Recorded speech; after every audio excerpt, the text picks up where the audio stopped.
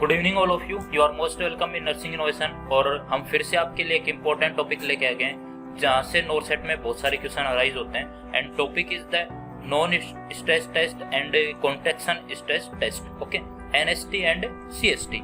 तो एनएसटी और सीएसटी को समझने से पहले दो टर्म के बारे में समझना बहुत ज़्यादा जरूरी है।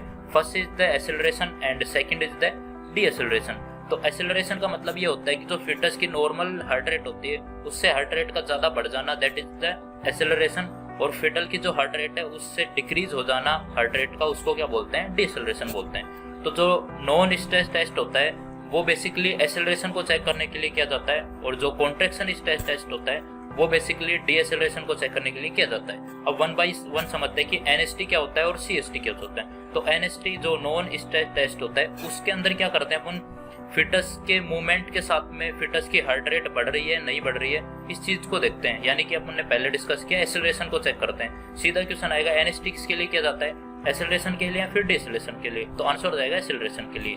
और सीएसटी किसके लिए करते हैं, डीएक्सेलरेशन के लिए, ओके। तो जो एनएसटी होता है, नॉन स्ट्रेस टेस्ट होता है, इसके अंदर क्या होता है कि क्यों करते हैं अपन, रीजन अगर पूछे तो क्यों करते हैं, इसके अंदर फिटल की वेलबींग को चेक करने के लिए किया जाता है कि प्लेसेंटा से ब्लड अच्छे तरीके से सप्लाई हो पा रही है नहीं हो पा रही है, ऑक्सीजनेशन मिल पा रहा है या नहीं मिल पा रहा है बेबी को, तो इसको चेक करते हैं। अब इसके अंदर एक्चुअली में करते क्या है, किस तरीके से चेक करते हैं, तो इसमें अपन जो एक्सटर्नल लगा देते हैं मॉनिटर, वो प्लेस कर देते हैं मदर की एब्डोमेन के ऊपर, और फिर जैसे ही फिटस मूवमेंट करता है तो मूवमेंट के साथ उसकी हार्ट रेट बढ़ेंगी, उस चीज को अपन नोटिस करते हैं। अगर वो 15 बीट पर मिनट नॉर्मल से 15 बीट पर मिनट से ज्यादा बढ़ जाए, 2 या 2 से ज्यादा बार 15 बीट पर मिनट से ज्यादा बढ़ जाए 20 मिनट के अंदर, तो टेस्ट क्या होता है, ये इंडिकेट करता है कि बेबी अच्छी तरीके से वेलबींग करता है, मतलब कि बेबी क्या है, रिएक्टिव है, रीएश्योरेंस है। तो टेस्ट को क्या बोल देंगे, नेगेटिव बोलेंगे। वापिस से सुन लेना, अगर बेबी वेलबींग है, मूवमेंट कर रहा है, उसके मूवमेंट के साथ में उसकी रेट हार्ट रेट बढ़ रही है, यानी कि एक्सेलरेशन देखने को मिलता है, तो टेस्ट को क्या बोलते हैं, नेगेटिव बोलते हैं। नेगेटिव बोलते हैं, बहुत बार इसलिए बोल रहा हूँ क्योंकि पॉजिटिव और नेगेटिव में कंफ्यूजन रहता है। अगर बेबी अच्छी तरीके से वेलबींग है तो नेगेटिव है, अगर बेबी वेलबींग नहीं है, उसके अंदर एक्सेलरेशन नहीं हो रहा है मूवमेंट के साथ, तो क्या करते हैं अपन, उस टेस्ट को क्या बोलेंगे, test is the positive test, okay. अब जैसे ही पॉजिटिव टेस्ट आ जाता है तो इसको कंफर्म करने के लिए और ज्यादा कंफर्मेशन के लिए अपन परफॉर्म करते हैं CST, contraction stress test. Basically non जो एनएसटी पॉजिटिव आएगा तभी अपन क्या करते हैं, सीएसटी परफॉर्म करते हैं, वरना सीएसटी परफॉर्म करने की कोई जरूरत नहीं है। अब सीएसटी के अंदर क्या करते हैं, सीएसटी के अंदर बेसिकली अपन देखते हैं कि बेबी क्या है, जो लेबर के टाइम लेबर को टॉलरेट कर पाएगा नहीं कर पाएगा, क्योंकि लेबर के टाइम पे क्या होता है, कॉन्ट्रैक्शन आते हैं यूट्रस के अंदर, उस कॉन्ट्रैक्शन की वजह से अगर फिटस की हार्ट रेट बहुत ज्यादा डिक्लाइन हो जाती है, डीएक्सेलरेशन बहुत ज्यादा हो जाएगा, तो अपने को पता चल जाएगा कि नॉर्मल वेजाइनल डिलीवरी इसकी नहीं हो पाएगी, तो इसके लिए अपन सिजेरियन सेक्शन ही प्लान करना पड़ेगा।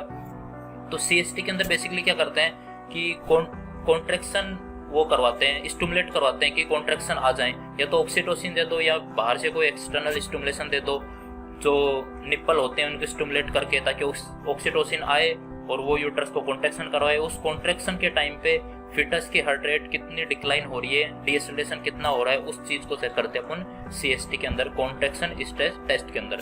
तो बेसिकली डीएक्सेलरेशन से बहुत ज्यादा सारे क्वेश्चन पूछे जाएंगे। तो बेसिकली मेन रूप से 3 टाइप के डीएक्सेलरेशन अपने को देखने को मिलते हैं। फर्स्ट होता है अर्ली डीएक्सेलरेशन, सेकंड होता है लेट डीएक्सेलरेशन, एक होता है वेरिएबल डीएक्सेलरेशन। तो 3 होते हैं। इनसे किस तरीके से क्वेश्चन अराइज होते हैं उनकी बात कर लेते हैं। तो फर्स्ट बात कर लेते हैं अर्ली डीएक्सेलरेशन की। तो अर्ली डीएक्सेलरेशन क्यों होता है, तो जैसे ही फिटस के हेड के ऊपर किसी भी रीजन से कंप्रेशन आता है, या तो बाई मैनुअल वेजाइनल एग्जामिनेशन कर रहे हैं तब फिटल के हार्ट जो हेड है उसके ऊपर कंप्रेशन आ गया, तो क्या होगा, वेगस नर्व स्टिमुलेट होगी, वेगस नर्व जैसी स्टिमुलेट होगी तो हार्ट रेट क्या हो जाता है, कम हो जाती है। तो ये जो डीएक्सेलरेशन देखने को मिलता है इसको अपन बोलते हैं अर्ली डीएक्सेलरेशन। अब अर्ली डीएक्सेलरेशन के अंदर एक चीज पूछते हैं आपको, नाडिर पॉइंट बनता है। नाडिर पॉइंट का मतलब क्या होता है, इसको बहुत अच्छी तरीके से समझाने की कोशिश कर रहा हूँ, अच्छे से सुनना, समझ में आ जाएगा, इससे क्वेश्चन पुटअप हो सकता है। क्या होता है कि जैसे ही कॉन्ट्रैक्शन डालना स्टार्ट करते हैं यूट्रस पे, तो जैसे जैसे कॉन्ट्रैक्शन अपन बढ़ाते जाते हैं उसी तरीके से क्या होती है, जो हार्ट रेट होती है वो डिक्रीज होती जाती है फिटस की।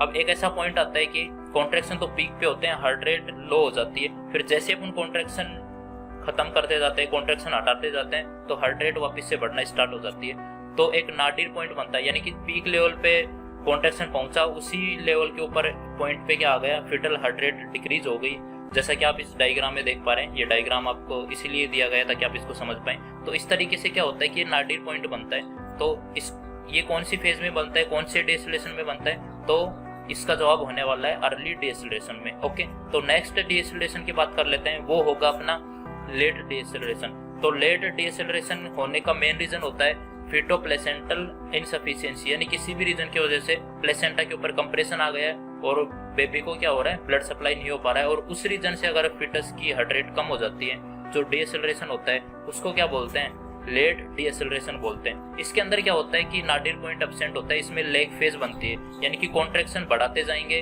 हार्ट रेट कम होती आएगी।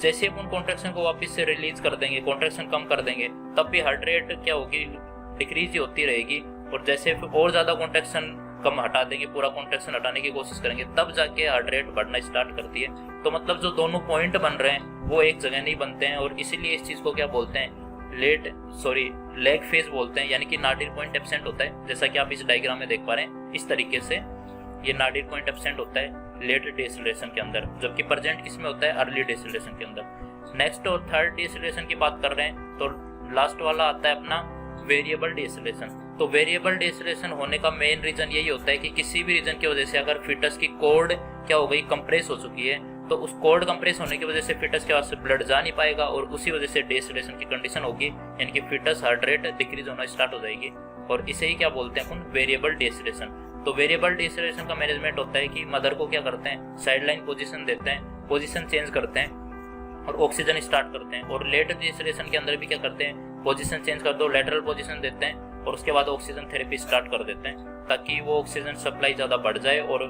फीटस की हार्ट रेट है वो थोड़ी ऊपर हो जाए, जितनी कम हुई थी वो सारी नॉर्मल लेवल पे आ जाए।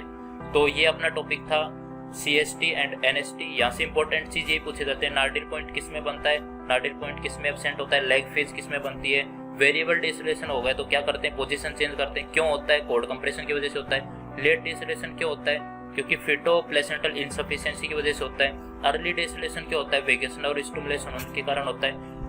CST क्यों करते हैं, डिएसेलेरेशन को चेक करने के लिए। NST क्यों करते हैं, एसेलेरेशन को चेक करने के लिए। इसी तरीके से अगर तो जो CST है उसको पॉजिटिव और नेगेटिव कब बोलेंगे, अगर कॉन्ट्रैक्शन अपन देते हैं, यूट्रस पे कॉन्ट्रैक्शन अराइज करवाते हैं ऑक्सीटोसिन देख के, अगर उसके कॉन्ट्रैक्शन आने के बाद भी फीटस की हार्ट रेट डिक्रीज नहीं होती है, तो मतलब फीटल अच्छी तरीके से वेलबिंग है, टॉलरेट कर पा रहा है, that is the negative test. अगर कॉन्ट्रैक्शन देने के बाद फीटल हार्ट रेट नीचे आ जाती है, यानी कि डिएसेलेरेशन देखने को मिलता है, देन इसको क्या बोलते हैं अपन, नेगेटिव टेस्ट बोलते हैं। ओके, तो ये था आज का अपना टॉपिक। आई थिंक आपको पसंद आया होगा, सारी इन्फॉर्मेशन आपको मिल चुकी होंगी। ठीक है, तब तक के लिए ऑल द बेस्ट, मिलते हैं नेक्स्ट वीडियो में।